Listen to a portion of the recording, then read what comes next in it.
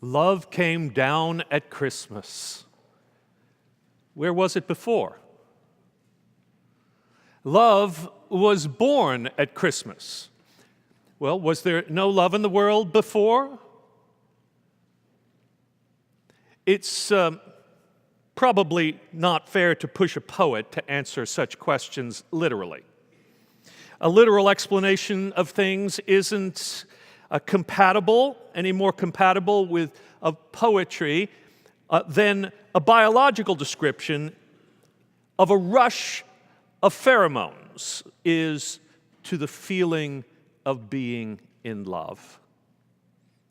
When Christina Rosetti talks about love all lovely, love divine, of love incarnate, love divine, of love be yours and love be mine, she wants us to feel something that moves us to awe and wonder in our hearts, more than to theorize theologically in our minds. She wants us to be all caught up in something rather than being all taught up about something. She wants us to sense the miracle of love and pass it on. This is why she calls it a plea and a gift and a sign. Love God and love your neighbor as the proper response to it all. I mentioned Brian McLaren to you last week, one of the church's keenest critics. He has recently said that he thinks churches need to learn to see themselves as studios of love. Love that phrase. He says, think about the difference between a classroom and a studio.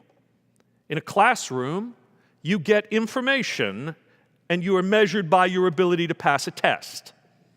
In a studio, you develop know-how and skill, and you are evaluated on what you are capable of producing.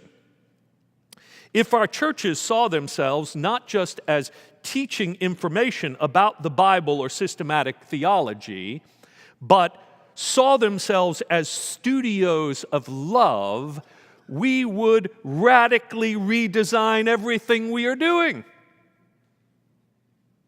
And I think the redesign is underway here, as we are in fact moving from the talk to the walk, from the transmission of words to the mission of deeds. Knowledge is a noun, love is a verb. To know God is to love God because God is love. And so, to love, whether God or our neighbor, is to live into the very mystery of God in the world, which is just what happened when Christ was born.